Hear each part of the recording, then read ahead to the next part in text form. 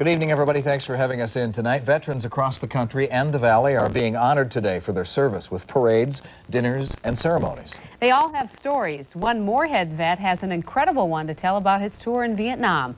Mel Stone joins us live from the Moorhead VFW to tell us more. Mel?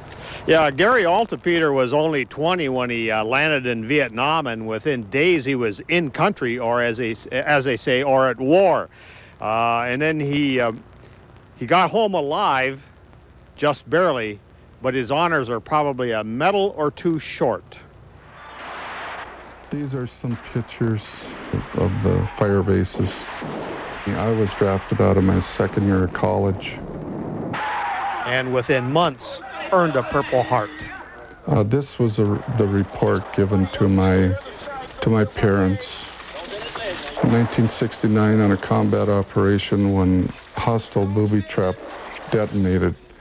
In a judgment of physician, his condition is such severity that there is cause for concern.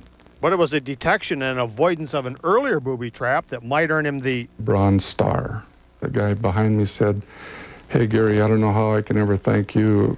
The guy that trips him not only is dead, but the guys behind him usually get it too."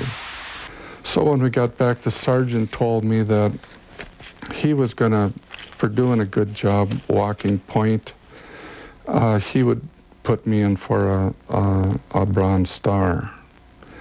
And that was the last I heard of it. So will a battered Vietnam vet get his Bronze Star? I don't know. It all depends upon what's in the records. Even though it's 30-some years ago, it would be nice to receive it. And I would receive it not so much for what I did, but for all the veterans who knew they did a good job, who knew they probably did something to deserve it and never got it. Now, late this afternoon, I got a call from Gary's daughter. She said she talked to the manager of the American Legion, which is just a few blocks from here. And he says whether or not Gary gets his Bronze Star, he's going to throw a party for him next year. That's nice. Yeah. So there's not an active effort to see that he gets this, or? Well, this is something the service officer can look into, but it all depends, as he said, on what records exist, because sometimes in war, people forget or records get lost, that sort of thing. But it has happened, as we know, from time to time, especially for World War II vets. But he said this would be the first time he'd try it for a Vietnam vet. All right, thanks, Mel. Yep.